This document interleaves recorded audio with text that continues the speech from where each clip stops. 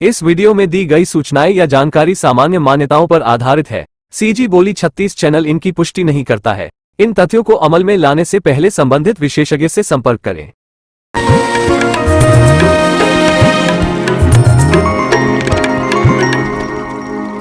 जिन जिन स्थलों पर माता सती के अवशेष गिरे वहीं शक्तिपीठों की स्थापना हुई। उनमें से दंतेवाड़ा एक है। कहा जाता है कि यहाँ माता सती के दांत गिरे थे। इस तरह यहाँ माता का पिंड भी है और साथ साथ माता साक्षात रूप में यहाँ अपने आप को विराजमान कर लिया। कहा जाता है कि शंखनी डंखनी नदियां माता की दो योगिनी शक्तियां भी यहाँ निवास करते हैं। इसकी भी बहुत लंबी कहानी है। आने वाले वीडियो में आप वह भी जान पाएंगे। मंदिर का इतिहास हजारों साल पुराना है। वारंगल के चालुक्य नरेश अन्नम देव को वारंगल राज्य से निर्वासित कर दिया गया था। जब वे गोदावरी नदी को पार कर रहे थे तब माता की प्रतिमा मिली। तट पर अन्नम देव ने उस प्रतिमा को रखकर पूजा करने लगे। इसी दौरान देवी साक्षात प्रकट हुई और अन्नम देव से कहा कि मार्ग पर आगे बढ़ते जाओ, मैं तुम्हारे पीछे पीछे चल रही हूँ। जहां तक जाओगे वहां तक तुम्हारा राज्य का विस्तार होगा, लेकिन एक शर्त है कि तुम पीछे मुड़कर नहीं देख सकते हो। अगर पीछे मुड़कर देखोगे तो वहां पर मुझे स्थापित करना होगा। इस तरह राजा अन्नमदेव ने अपने विजय अभियान के लिए आगे बढ़ता चला गया। सन 1313 ईस्वी में बीजापुर होते हुए बारसूर पहुंचा था। कई दिन और रात चलते रहे। 1314 ईस्वी में बारसूर के युद्ध में अन्नमदेव ने अंतिम नागवंशी राजा हरिश्चंद्र देव को पराजित कर बस्तर में नए राजवंश की स्थापना की। किंवदंती है कि राजा ने अपने पीछे साक्षात माता के चलने का अनुमान पायल के घुंघरू की आवाज के साथ लगाना शुरू कर दिया। वह आगे बढ़ता चला गया। जब नदी के तट पर रेत या मिट्टी में दब जाने से देवी के पैरों के घुंघरू की आवाज सुनाई पड़ना बंद हो गई, तब उन्होंने पीछे मुड़कर देखा, यह सोचकर कि शायद मेरा साम्राज्य यहीं तक होगा। तभी देवी ने चलना बंद कर दिया। तब देवी ने कहा, राजा अन्नमदेव, मैंने तुम्हें एक बात बताई थी कि कुछ भी हो जाए पीछे मुड़कर मत देखना, पर तुमने देख लिया। अब मैं तुम्हारे साथ आगे नहीं चलूंगी। राजा इस बात पर दुखी हो गया और माता से आगे चलने की प्रार्थना करने लगा।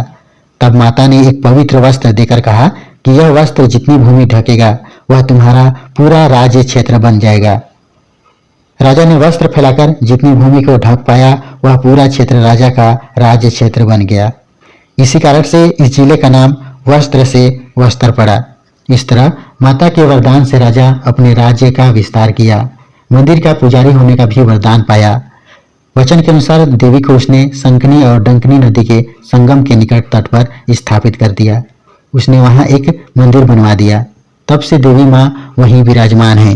मंदिर में माता साक्षात काली के रूप में है, इसलिए प्रसाद स्वरूप बलि चढ़ाई जाती है। 1883 ईस्वी तक यहाँ नर बलि होती रही है। 1800 ईस्वी में बस्तर रियासत भोसले शासन के नियंत्रण में आ गई थी। नरबली के संदर्भ में बताया जाता है कि उन दिनों दंतेश्वरी शक्तिपीठ में 3 वर्ष के अंतराल में नरबली समारोह आयोजित किया जाता था। इसलिए अंग्रेज अफसरों की नजर दंतेवाड़ा मंदिर पर थी। उन्होंने गुप्तचर भेजा। 23 सितंबर 1825 ईस्वी को राजा महिपाल देव जगदलपुर से रथारूढ़ होकर दंतेवाड़ा पहुंचे थे। रात 12 बजे गुप्तचरों तथा कुछ स्थानीय व्यक्तियों ने छिपकर नरबली का रहस्यमय भयानक दृश्य देखा। नगाड़ा बज रहे थे, शंखनाद हो रहा था। घटना स्थल पर चालुक्य नरेश महिपाल देव उपस्थित थे। मंदिर के सामने हवन कुंड था। हवन के सामने कतार में 15 मनुष्य खड़े कर दिए थे। जल्लाद आया और अपने तेज हथियार से एक एक कर 15 नरमुंड हवन कुंड में उतार दिए।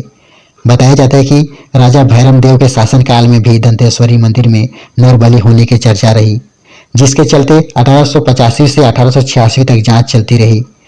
British superintendent captain Gavin R कॉफर्ट की पहल पर शक्तिपीठ में यह प्रथा बंद हो पाई।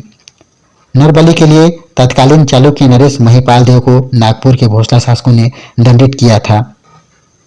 बताया जाता है कि माता का प्रसाद बलि ही है, न कि मिठाई, इसलिए आज भी बकरे की बलि चढ़ाई जाती है।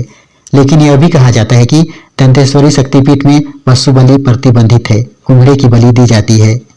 इस मंदिर के निर्माण के बाद कई राजाओं ने मंदिर का जीर्णोद्धार करवाया। सबसे पहले वारंगल के अर्जुन कुल के राजाओं ने करवाया। उसके बाद 1932-33 में महारानी प्रफुल्ल कुमारी देवी ने करवाया। कहा तो यह भी जाता है यहाँ कई खुफिया सुरंग हैं जो राजमहल से मंदिर तक जाते हैं। ये सुरंग माता के मंदिरों तक खासकर निकलती हैं। और कई ऐसे सुरंग हैं जो दूसरे राज्य या जिले के बॉर्डर तक निकलती हैं। ये सुरंगें राजा और मूर्तियों को किसी आक्रमणकारियों से सुरक्षित बचाने और उन्हें निकालने के लिए रास्ते बनाए गए थे। आज भी राजमहल में उसके नक्शे हैं, ऐसा सुनने को मिलता है। माता दंतेश्वरी जो काली के रूप में है, दूसरा माँ मौली माता, ये दोनों माताओं को वाहन माना गया है। और एक माता पीछे विराजमान है जहाँ बलि का जगह है, वह माता का प्रसाद का स्थल है जहाँ प्रसाद चढ़ाया जाता है। ये तीनों का दर्शन करने के बाद, काल भैरव का पूजा करने के बाद ही मंदिर का पूजा संपन्न होता है।